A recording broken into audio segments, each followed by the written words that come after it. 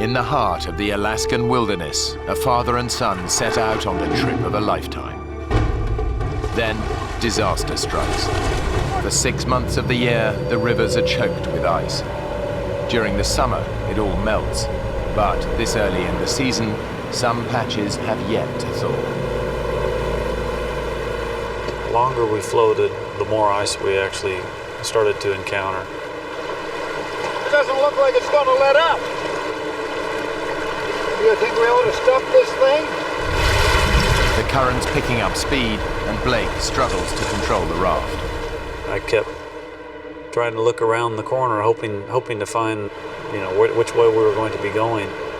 And that's when I realized that actually we didn't have a choice where we were going.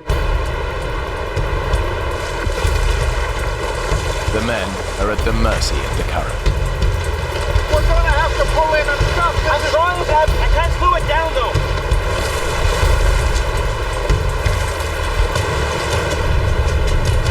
We're going too fast. Slow it down.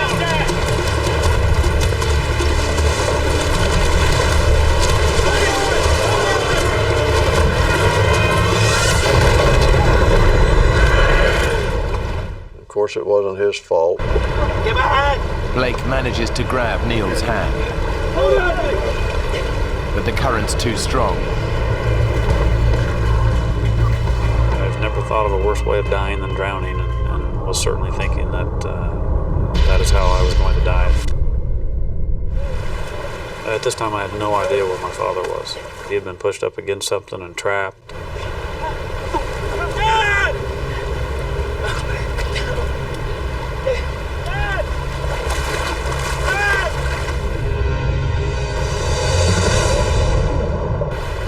Next thing I remember seeing was his head above the water. The powerful current is sweeping Neil away. It didn't appear like he was making any attempt to get out of the river, and for all I knew, he was injured and couldn't. Neil's disorientated, but somehow he catches hold of a rock and hauls himself out. Blake knows that his dad has got to get to shore fast before he's paralyzed by cold and shock. And Blake, in the meantime, is yelling at me, and I can't hear him above the roar of the river. So eventually I managed to get my breath long enough to tell him to shut up. Will you let me think for a minute? Blake was telling me that I had to swim over to him, which was the last thing in the world I wanted to do. Dad! Come back!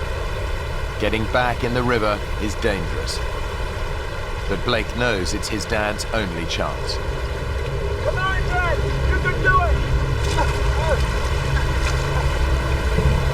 You can do it, Dad!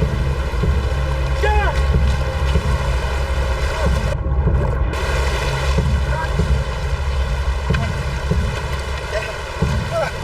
It's okay, look. It's gonna be all right. I'll be back home. But Blake knows their prospects are bleak. They're stranded in a remote wilderness, and nobody expects them back for at least a week.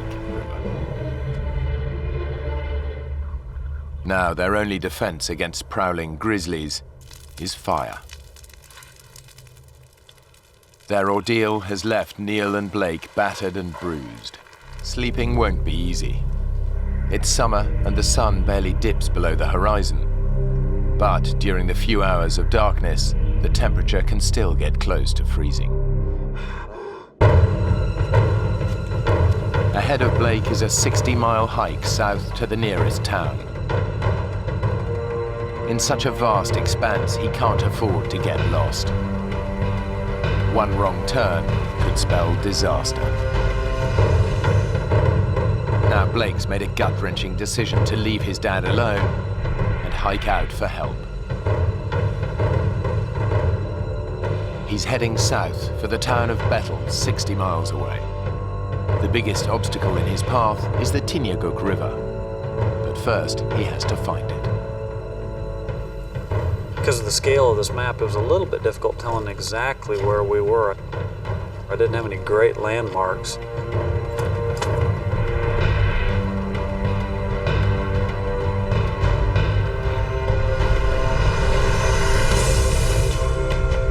hiking is taking it out of Blake.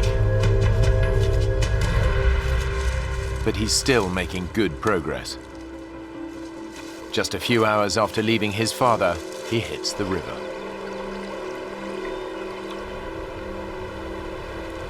His dad warned him that crossing it would be impossible. It's freezing cold and fast running.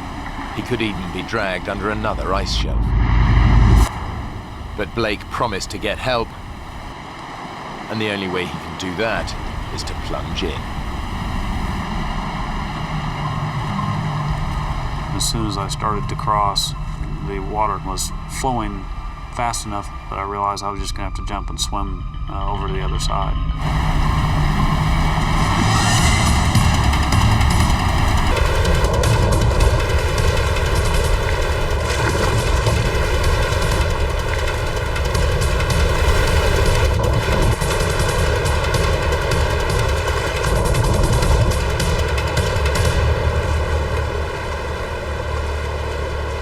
Blake has proved his dad wrong. With the river behind him, it should be a straightforward hike to Bettles.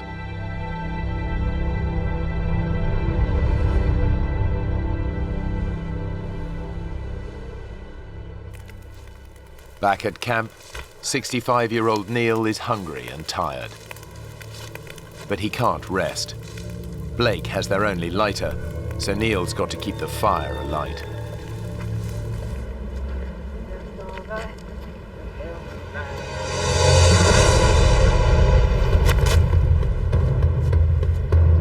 Suddenly, Blake comes face to face with a grizzly bear. A grizzly can tear your head off with one bite.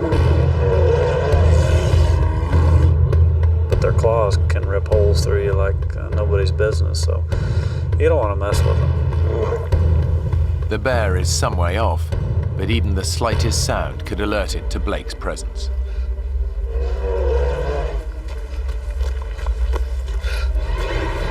There's only so much punishment a 65-year-old body can take. After 3 days without food, Neil is weakening. Blake's decision to hike for help has backfired. Now his actions could cost his father's life.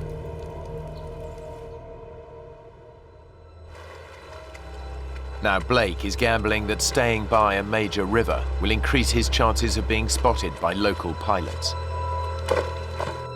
But since nobody knows they're missing, his chances of being rescued are slim.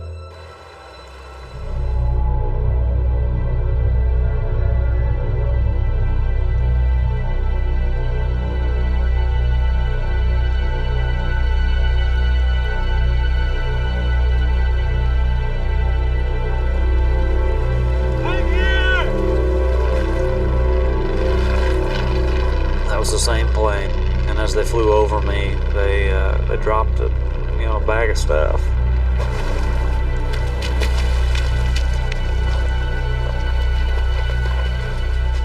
The bag contains supplies and a walkie-talkie.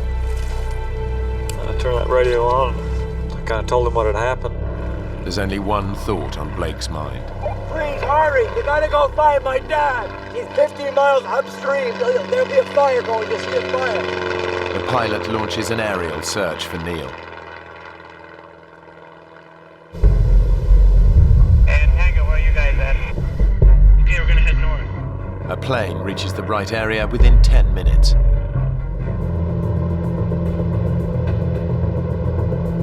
Yeah,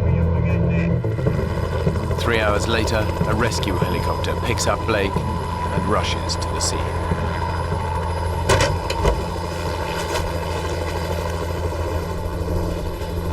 Neil! Neil!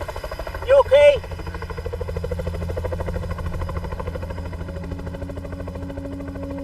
How did you know I was here? I asked your son. Blake? He climbed in the helicopter. Dad! I'm so sorry, Dad. I'm so sorry.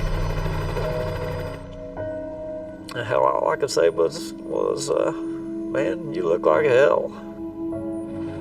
Well, you don't look that cute yourself. I was very happy to see him, very, very happy. Can we get the hell home now? Let's get out of here. And then we took off. Together again. The men later learned that their initial camp was not on the flight path of any local aircraft.